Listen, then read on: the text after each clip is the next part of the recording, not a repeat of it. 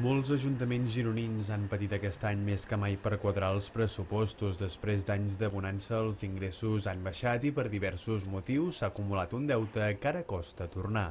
A més, les administracions superiors també tenen deutes amb els consistoris i això encara agreuja més la situació dels ajuntaments.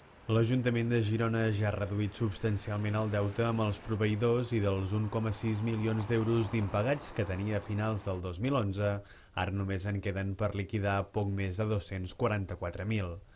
Girona és un dels municipis de la demarcació que no s'acollirà al pla d'ajudes de l'Estat perquè els ajuntaments que vulguin puguin pagar els proveïdors i reduir la morositat.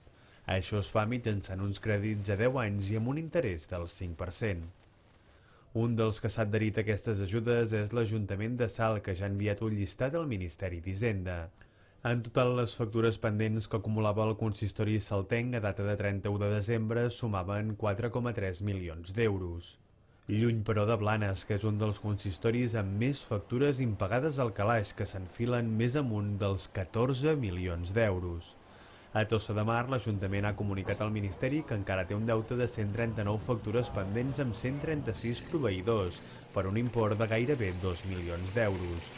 A Cassà de la Selva, l'objectiu és aconseguir crèdits per un valor de 1,7 milions.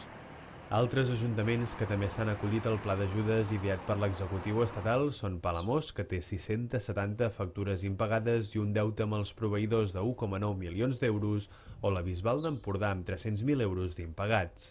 Per contra, altres ajuntaments, com ara Olot, Torroella de Montgrí o Palafrugell, no s'acolliran al pla estatal, ja que diuen estar al dia dels pagaments.